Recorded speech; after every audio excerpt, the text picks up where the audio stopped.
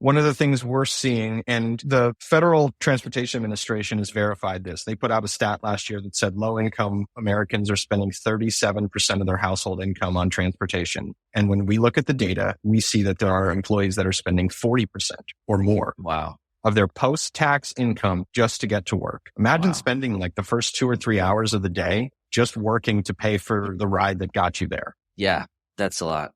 This is the Rebel HR Podcast, the podcast where we talk to HR innovators about all things people leadership. If you're looking for places to find about new ways to think about the world of work, this is the podcast for you. Please subscribe from your favorite podcast listening platform today and leave us a review. Rebel on, HR Rebels. Welcome back, Rebel HR listeners. This is going to be a fun conversation with an innovative way to think about removing barriers for employees today. With us, we have Ryan McManus. He is the CEO and founder of Share Mobility. Share Mobility eliminates the transportation barrier to employment for hourly workers to help make sure that your goals can be met in human resources. With us, we also have Molly Burdess. Molly, welcome as well. Thanks. Hi, guys. Ryan, welcome to the show. The first question that I have for you is, what prompted you to focus on commuter benefits? Thanks, Kyle. It's great to chat with you and Molly about this. So Share was started in a unique way where we knew we wanted to be a part of the automotive industry's transformation. We didn't know what problem we were going to go after. And I was really inspired by what was happening with car sharing and electrification and some early autonomous vehicle technology that Tesla was using. And I just saw that the automotive industry was transforming and I wanted to be a part of that. And so in 2016, I received a small investment from Jaguar Land Rover, and they gave us 6 months, $80,000. And we moved to Portland, Oregon, where we worked in their incubator to try to develop new technology that could advance the automotive industry and its transformation into mobility. At the time, I thought, we're going to build things that take people out of cars maybe and help them better utilize electric vehicles and help with sharing. And what I found was that there's a huge population of people that don't have reliable transportation today. And if we built our business for them, that's where the biggest opportunity lied. Yeah, absolutely. And I think, certainly I've seen it in my organization, Molly. I'm sure you've probably seen this too. It's transportation can be a barrier for many people, and a lot of times it's a hidden barrier. We don't necessarily know about it when we extend a job offer, and we see it after somebody starts or after somebody's ride falls through, and now we start to have attendance issues or turnover issues. So I am assuming that you see that with your product, and I'm curious, what you have seen work as it relates to your benefit. Yeah. When we first started doing employee transportation, we worked with a variety of different companies from staffing to corporate headquarters, but a lot of the work was taking people from the suburbs into the city and taking them out of the car they already had and helping them have a productive commute or maybe save some money. During COVID, we were able to focus on who was still moving to work. And we found that frontline workers had the greatest need for transportation, and not just a need from it would be nice to have or it could save them some money, but there were jobs they could not reach. There were jobs they could not say yes to because they didn't have access to public transportation or a car of their own.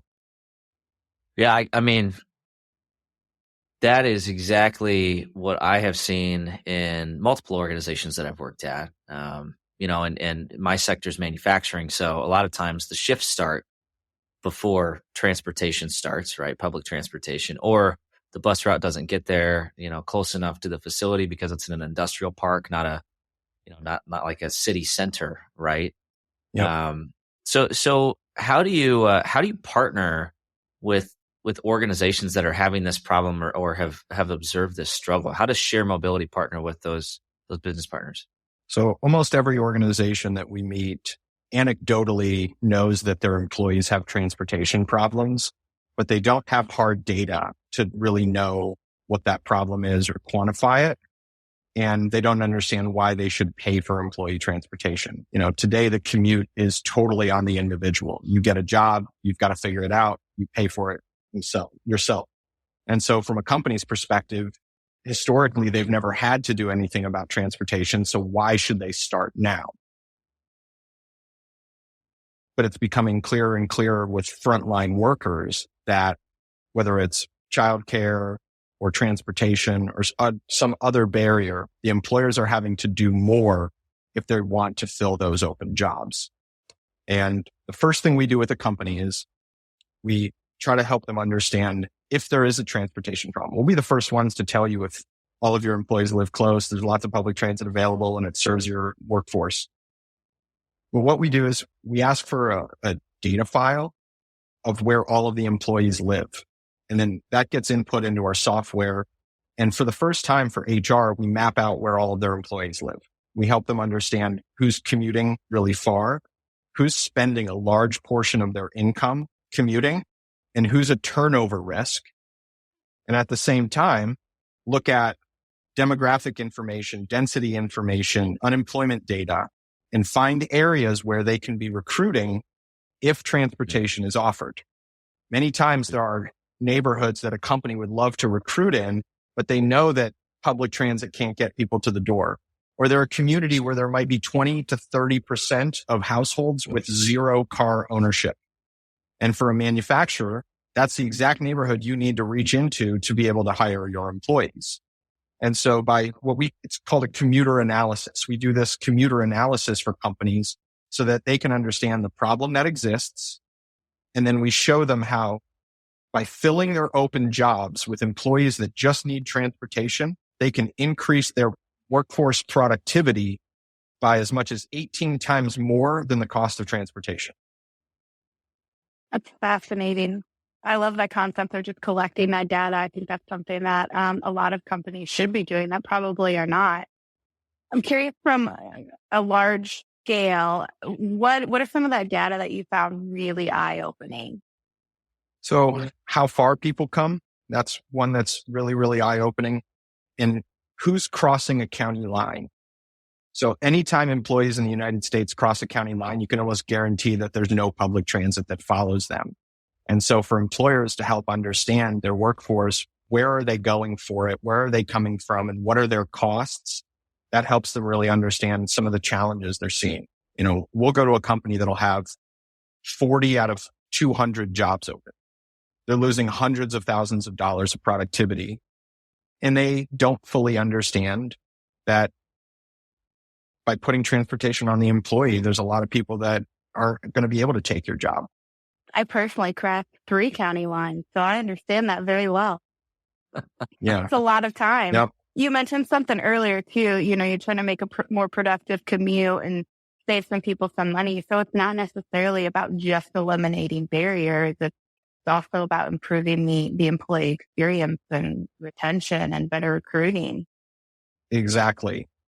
One of the things we're seeing, and the Federal Transportation Administration has verified this. They put out a stat last year that said low-income Americans are spending 37% of their household income on transportation. And when we look at the data, we see that there are employees that are spending 40% or more of their post-tax income just to get to work.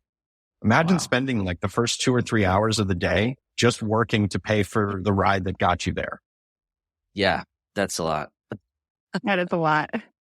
It's real though. It's a real cost. What I find really fascinating is, this is a cost to the business. Whether you realize it or not, it's just hidden, right? And I reflect back to some of the stories from one of my past employers. I can't tell you how many times we would find out that somebody just stopped showing up to work. And it was, and in our system, in our HR system, it just shows up as job abandonment, right? Mm-hmm. And in our typical, thought processes, well, job abandonment, that's voluntary turnover. You could argue that's, quote, good turnover. Like that's the way that we've been trained to see that data point. But when you actually go and you unpack the data and you understand, oh, why did this person stop showing up? A lot of times it was one of these issues. It was, they lost daycare. They lost their ride. It was too expensive to get to work. The hours were too early. They couldn't get somebody to watch their kid, or they couldn't get a ride, or both, and so there is a question that an employer should be asking with that data point is, why is there job abandonment? Not, oh, there is job abandonment, and then you're done with that analysis. So I think this is a fascinating kind of a challenge, I would say, to HR professionals to think a little bit differently about these data points. Good intentions can often lead to an unexpected or undesired outcome. And in an effort for HR to avoid and eliminate discrimination that could be related to your transportation, people are being treated fairly. And we all earn different amounts. Jobs pay different amounts, but each employee covers the same burden. And HR holds a little bit of responsibility in this, because every job application you have starts with, do you have reliable transportation? And it's a filtering mechanism. And you're not legally allowed to ask if somebody owns a car. So you can't go and say, like, could you take this job if we helped you? And because of that question, you're restricted in asking questions that could help you hire somebody, could help you overcome their barriers. So I want to challenge HR professionals to eliminate that question from their job application. And what you can do is proactively offer transportation solutions. You never have to ask if they have a car. But if an HR person can say, let me show you some options. It might be carpooling with people that live near you. It might be taking the bus that's available, or it might be subsidizing transportation for the first couple months of employment so they can start getting there. But if HR professionals are able to have a solution for people that don't have transportation, that question becomes irrelevant. You just made me put a note down to check my application. I don't think it's on there, but I got to double check now. Yep. Absolutely. It's on most of them, and it's the federally legal approved way of asking if somebody has a car or not. And right. Everybody wants to just be a little hands off, but I think there's a solution to be provided. Even if it's not on the application, I bet the majority of our managers are asking, our hiring managers are asking as well in the interview process. Yep. And what's interesting is that we can predict whether or not somebody has a car. We can predict whether somebody's going to have a transportation need. And we're just using data that the employer could have access to themselves. We've just put it into a product and made it really easy for them. I think it's really interesting, and I think it speaks to what we're trying to do with this podcast, which is let's think differently about all of these things that we just do because it's the way we've always done it, right? And to your point, you mentioned this earlier, well, we haven't done this benefit before. Why should we do it now? Well, the honest truth is because the world continues to change. So you need to change with it, right? I mean, here's a great example. At one point I had a facility down in Kentucky, and the shift start time was 6 a.m. And it was awful. You couldn't hardly hire anybody. Nobody wanted to work there. It was kind of out of the way. Well, come to find out, it was just the buses didn't start running that route until about 6:30. So all we had to do was change the start time to 7, right? You change it 1 hour, and suddenly we could hire people. People were actually showing up on time. And it was it's just one of those things where just because we asked the question and we dug a little bit deeper, we were able to figure out, oh, this is a solvable problem. We can figure this out, right? But we have to challenge ourselves a bit. So I'm curious, I know you've worked with a number of different, organizations, and, there's some testimonials from Fortune 500 companies. Give us a couple examples of some success stories that you've seen by organizations thinking a little bit differently about this barrier. Yeah, the brands using shared mobility don't like to let us use their name because they see it as a bit of an advantage. But let's stick with Kentucky. In the middle of Kentucky, there are a lot of factory farms. Actually, quite a lot of jobs where there are no people. And so we had a large farming producer that had came to us, and they didn't have enough people to fill their shifts, and they were at risk of having to shut the plant down. Within 3 months, they had filled 90 jobs by having transportation available. And those employees came through refugee resettlement organizations. So when refugees first come here, they, at least for the first 90 days, they don't have a driver's license, and it can take them longer to establish credit and get a vehicle. But by having transportation with share mobility, they were able to hire 90 individuals that otherwise couldn't have said yes to the job. And it's become a large percentage of their workforce that's using transportation on a daily basis. Absolutely. I think it's a powerful example, and it's not necessarily something we would typically think about. I'm curious, you mentioned this. Have you seen companies actually change their recruiting strategy because they've identified pockets of available talent that just doesn't have consistent and reliable transportation, so they haven't targeted there previously? Have you seen that work? Yeah, absolutely. This employer I'm mentioning, they had previously only recruited from Bowling Green, which was like almost an hour away, I believe, south. And with transportation, they were able to recruit from another community 45 minutes north of them, where they had historically never been able to recruit anyone just because of the income levels in that area, car ownership rates, and how far the commute was. So we've seen companies purchase billboards using the data we show them to promote that they are hiring, and we encourage them to put transportation provided. When companies put transportation provided, we see about a 3 times increase in applicants because more people can say yes to that job. That job becomes far more attractive. I mean, it makes sense. I think about it, the economics make sense. If you're spending 30 to 40% of your net take-home paycheck just to get to work, that's a decision. I mean, that's a decision nobody really wants to be making, right? So if you just told me that I just got to save that money just by working at your organization, even if I'm working somewhere and I might be making slightly more or the same, that's a compelling reason to switch, right? To go there. And to your point earlier, and I don't blame this company, like this could be a competitive advantage, right? This is how you could win the attention and some of these folks that are, struggling with this. Yep. Well, and because companies have never done this, we have to prove it out one location at a time. And so this one customer, we've now expanded into 4 locations with them. And because of our software, we have the ability to manage it across their entire enterprise and give their executives visibility about their workforce at all of their locations that they don't have today.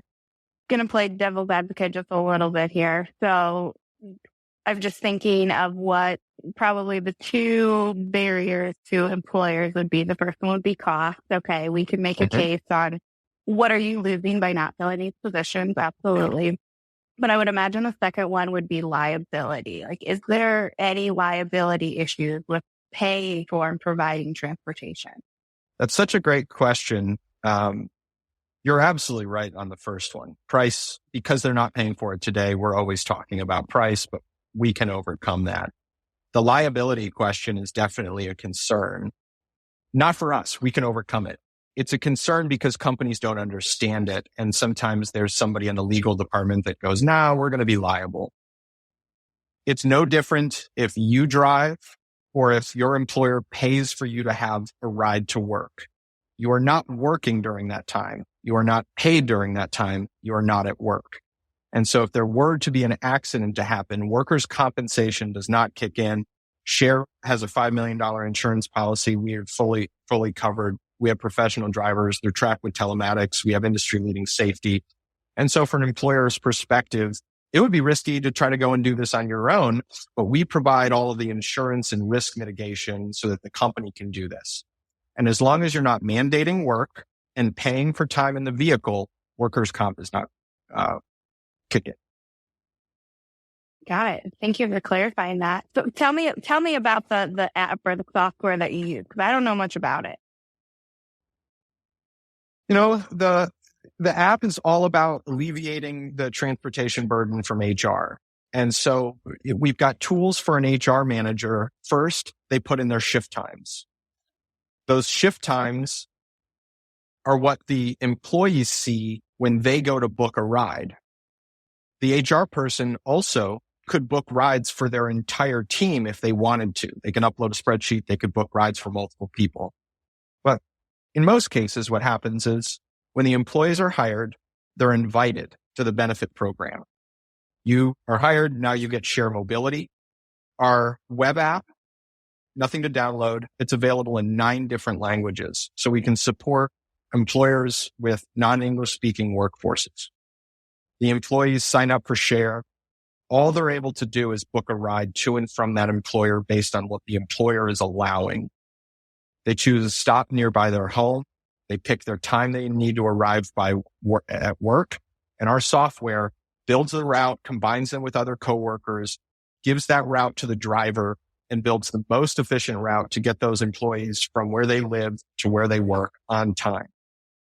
If it were to snow tomorrow morning for one of my routes, we would update the pickup time to ensure that we still get them to work on time and incorporate the extra time that snow would add. If it's rush hour time, our route builds that in. And so the employers can trust that everybody's going to show up. They can get a manifest that tells them early if anybody is not showing up for work, and they can make some adjustments. And then at the end of the month, they get a report about who rode. They can input that into their HRIS system. They can deduct up to $300 per month pre-tax.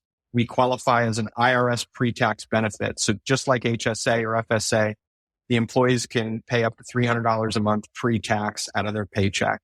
So we have some employers that it's a fully funded benefit. It's totally free to the employees. We have others that charge a couple of bucks a ride, about the same as what a bus pass would cost. But our average rider is going to keep $4,950 more of what they earn this year because of share.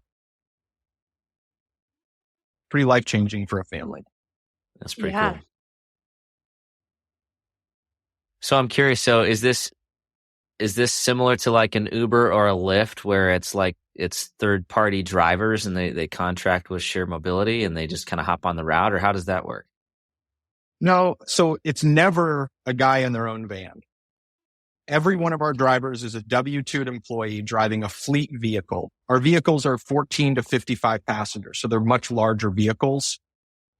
The drivers are W-2 employees of one of our transportation operation partners. And so we have partners in all 50 states. These are companies that have the insurance, the drivers, and the vehicles to meet our standards, and they use our software to deliver the service. And the reason our customers love this is I can start anywhere in the United States in 2 weeks and support their transportation and create the same service everywhere. I was thinking we're trying to thing. be very different than Uber. Yeah, because Uber and Lyft, I mean, they're going, I don't know if they still are, but they were going through a driver shortage. We'll be back after a quick break. And so used to having everything in front of them right away that we forget that innovation just takes time. I myself, I get frustrated too. Why? And you know, this is being one of my best friends is, hey, I talk to you all the time. Hey man, I'm frustrated in the fact that I can't seem to just get there in the next day. But that's just not how these things work, right? Innovation needs to be planned out. It needs to be very methodical. And then when it finally hits, that's when it seems like to everyone else that it sort of just came out of nowhere. But to you, you know the amount of dedication that it took over that time. You know, it's no different. We support companies that are having employee shortages. Why are we not having that same thing? Well, our drivers love our routes because they're long, they're consistent, they're recurring. They get to build relationships with the riders, and they know what they're going to earn. The downside of being an on-demand driver is you can make a lot today and not a lot tomorrow, and you don't have that consistent income. And so our job's really for a professional driver, somebody that wants driving as an employment. It's not a gig. I love that. I love what you're doing. Thanks. I've got to believe there's also a little bit, probably an attendance spike for these employers, right? For a couple of reasons, but I've got to believe that, you know, there's a little bit of peer pressure, right? Don't they get out the door, get to the route, or somebody's going to be asking where you were and why you aren't at work. Are you at work? And, you know, that, I mean, I could see I could have that conversation with my ops manager and they'd be all over it. I guarantee it. It eliminates the excuse of I don't have transportation today, because that Right. person can go call share. We can get you to work. It absolutely has a benefit on employee attendance, and then there's a retention benefit where there's just less turnover. Absolutely.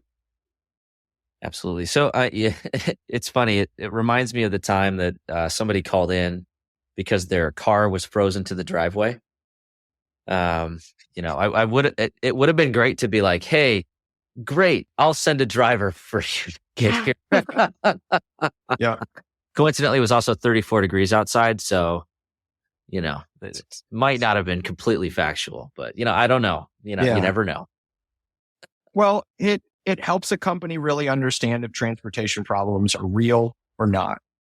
And we have the solution when they're real. Absolutely. Yeah. I also, I think it's really fascinating, this to solve the problem of like the geographic location of where you're recruiting and the opportunity to be really, really strategic there. Right. And I think about one of the most successful recruiting initiatives I ever did was I literally just Google Maps an area that I didn't have any employees in. And then I went around to like churches and synagogues and community centers and just handed out flyers and said, hey, we're hiring. And we had a massive hiring event and it worked, but it was because we were tapping an area that we hadn't tapped before because our recruiting tactics were not targeted towards those individuals. Classified ads or Indeed ads or, Google ads or whatever, these people don't necessarily always have a smartphone or they aren't, always out looking for jobs or just aren't even aware of what your organization does or who you are. And so I have to believe that organizations that take that approach probably just are more successful because they're tapping talents pools that they haven't tapped before. Right. I would imagine there's some correlation behind companies that are using share mobility and other positive, innovative things they're doing. If they're trying us, they're probably trying other innovative things. Right. Yeah, absolutely. We could probably dig into that quite a bit because a lot of it's a mindset thing, right? It's like the organization that's willing to do this is probably willing to do other things, right? Probably a good place to work. Period, right? Or a good culture, exactly. or at least has an open-minded management team, which is a whole lot more fun than the alternative, right? What we're trying to do is show nonprofits that company with share mobility is like a stamp of approval. That if a company is offering employee transportation with share mobility, then a refugee resettlement organization can trust that these jobs are going to be good for the people they serve. And that level of trust with the nonprofits that can support your workforce are really, really important. I think some of those groups have been taken advantage of in the past by employers, but really good employers can find really good people through those partnerships. I've got so many testimonials. I can't even remember them all because I agree wholeheartedly. I've worked with a number of different local organizations. It's a lot of that work is really, it's as simple as just trying to eliminate barriers to success for folks. Right. And it's still a staggering statistic to think about, but if they're spending 30% plus of their take home pay on transportation, there's other systemic issues that they're facing right now. If you can help eliminate that just gives them that much more opportunity to be successful in their life. Right. Yeah, absolutely. Powerful stuff. Well, this is just a fascinating program. I encourage anybody who's struggling to address this issue, do a little bit of research. The company again is Share Mobility. It's sharemobility.com, and we'll have that information in the show notes. But I think it's just a fascinating approach, and I think an area of innovation that we should all be thinking about in our world. With that being said, I want to shift gears. I'm fascinated to get your perspective here on the Rebel HR Flash Round. Are you ready? Let's go. All right. Question number 1. We've talked about this a little bit already. Where does HR need to rebel? Well, I already said this one, but I think it's eliminating the question of do you have reliable transportation? And I think it's that status quo is making this transportation barrier worse. And that's an area where I think HR professionals can make quick impact. Absolutely. And it doesn't take that much work. just exit out on the application. It's not that hard, guys. Just do it. All right. Question number 2. Who should we be listening to? I think there's a guy named Peter Zahan. He's got a new book called the end of the world is just the beginning, and it could be perceived as kind of a negative look at the future, but it actually highlights the labor shortage that exists and is growing as the baby boomers are leaving and as America is creating more jobs and we're reshoring more manufacturing and production in this country, that we're going to go from 11 million open jobs to 15, maybe even 20 million open jobs. But America's in a really great position to lead as long as we can figure out how to fill the jobs that are going to be created. That's a really interesting book. I'd encourage anybody to read. You just described my life. And probably most of our listeners are like, yeah, we know. Yeah. One thing I didn't know was I really didn't appreciate how many baby boomers were filling frontline worker jobs. And when there was that big retirement in COVID, that's where a lot of the open jobs were in manufacturing, where there just isn't that replacement workforce, especially in a rural area. Again, you just described my life. Yeah, but I love the concept of the book, putting a positive spin on it. Like there's light at the end of the tunnel, right? Instead of just all doom and gloom. Yeah, it's definitely positive for America. Right. It's progress in many ways, right? But we've got to adapt, right? And help everybody be successful. All right, love that. Last question: how can our listeners connect with you? So I think Twitter or LinkedIn are the easiest ways to get a hold of me. On Twitter, it's my name with no vowels, RYNMCMNS, and then LinkedIn. If you Google my name, you can find me. But I love connecting on those platforms with HR professionals or executives that are curious about what we're doing. I also love getting to talk to economic development because there's such a great connection between transportation and economic development and job creation. If we can get everybody in the room together, then we can really solve these problems.